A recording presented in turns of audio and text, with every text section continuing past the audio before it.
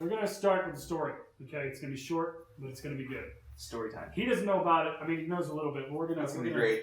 So I was DMing that session, and so they went up north in Arcana, okay? So it was like super snowy, super cold climate. You know, there's like this one little village of like, you know, these burly men that are like lumberjacks up there, and there was like one creepy alchemist that did like shady stuff with like trolls and stuff. Like he would experiment, and the lumberjacks would go find stuff for him, and then he'd pay him, and then they just kind of let him do his own thing, you know? So they would be like, here's some trolls that we killed, you know?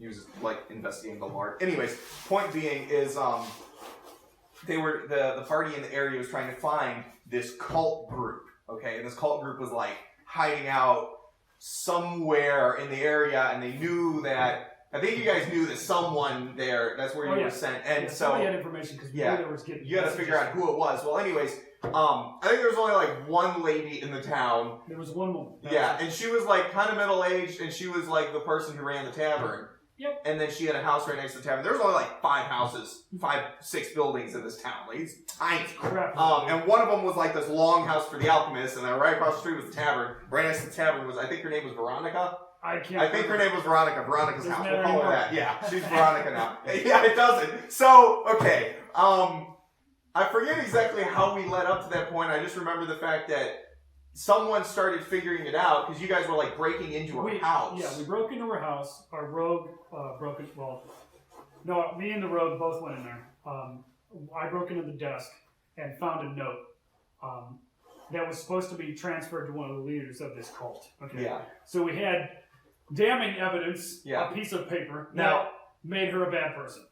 Meanwhile, okay, other party members were breaking into the only other house, which was the barracks that all the lumberjacks slept in. But they were like, hey, it's the middle of the day, we'll be fine. Well, there was one orc in the bar that just drank nonstop. Okay, like he was passed out drunk in there. Well, anyways, they broke in, and actually I woke him up and had to explain why they just broke into this guy's house. And he was, I think they like ended up giving him a bunch of beer to ease his tension, and then he started talking to him about his anger issues or something like that. But because once we got the information, I went outside and they were all arguing with him out on the street. Yeah, I was ready to fight him. Yeah, because then the rest of the lumberjacks showed up, and it was oh geez, what the flip is about? People are gonna die. Yeah, and then somehow it ended up going into the tavern. Or no, I think you guys started assaulting or chasing Veronica at the time, and that's when the lumberjacks came out. And they were like, "What's up? Like, what are you doing?" Yeah, she came out and saw that we were coming out of her house. Yes. Well, they were all fighting at York, and then she started running, and I tackled her. Several times. And then she got up, and I tackled her again.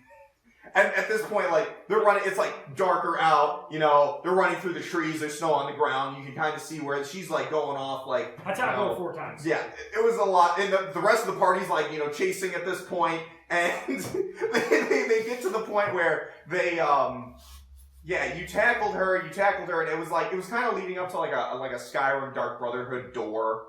And so I'm like, okay, there's a cool little riddle. She knows the answer to it. Maybe they can persuade it out of her. They might be able to figure it out, whatever. But I figured, okay, they'll get some information out of her. No, that's not what happened. After I tackled her, I think the 3rd or 4th time, we gave her an ultimatum, and I said, if you try to run again, I'm going to have to either bind you or somebody's going to hurt you. Yeah. And now, leading up to this fact, there was 2 things you need to keep in mind. Our paladin, who died and became a vampire as he died, and then was brought back to life to serve the Angel of Death. So now he has the capabilities. Dragonborn paladin, who was good, now consumes souls for the Angel of Death, so he's kind of on the neutral. He's got to help consume souls for people. Or for her. So there's Zordon. And then they also, I think it was from the Alchemist, but it could have been from in the town before they even went there. They got a whole bunch of tranquilizers. Oh. And the guy was just I was just kind of in my head, I was like, because I think someone asked for it. I'm like, we've got a couple trank darts. Heavy trank Sure, but be careful. If you stab someone in the stomach with this, it'll make them throw up. Right? Not even thinking about it. This was I think it was a session beforehand, right? Anyways, so they get to the point, he binds her, okay? Yep. Then the party starts arguing about what to do with her for 5-10 minutes out of game. And I'm like, she's escaping. Like, she's running. And he's like, what? I rolled like a 24 on athletics and tackled her ass. Yeah, tackled her, and this time, yeah, you were like trying to get information out of her, and I was like, yeah, you can notice that she's like swallowing something, and you could tell it was like a poison, you know, and she was like dying, like she was trying to kill herself, right? And they tried to get the thing out of her mouth, and they couldn't, and then she died. 3 things happened. 3 things happened. I hit her with a heavy trank in the stomach. In the stomach. While she was dying? So she throws No, up. she already died. She throws up all the poison. Yes. But right before that happened, in order to get that to happen, our sorcerer did shocking grasp and started on her chest, like, clear! You know, like, so he's doing that while he's like in her freaking stomach trying to get her to throw up, right? And she like vomits all of this. And I think the reason you did this too was because of the fact that, like, I think you might have even got the information you needed, but it was more of like, okay, you guys need to get on, right? Because he freaking shocking grabs, tranks her, she throws up, comes to life, Zordon grabs her by the throat, sucks her soul out, and drops her body. And everyone just, like, went quiet, like, what the flip just happened? Like, For all intents and purposes, she was innocent. We just killed her twice.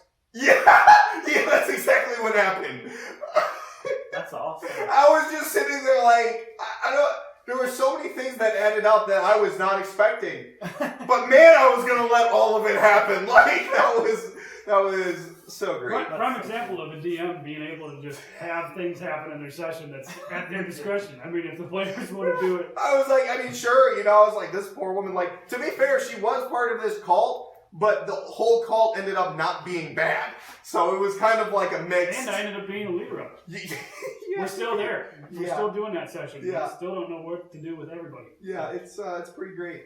We're going to be running that tomorrow, so Right. it'll be a good time. But I don't kill anybody in the party. Yeah. I hope I kill a lot of people. Just not in the party again. Alrighty. Thank you. Till next time. Yep.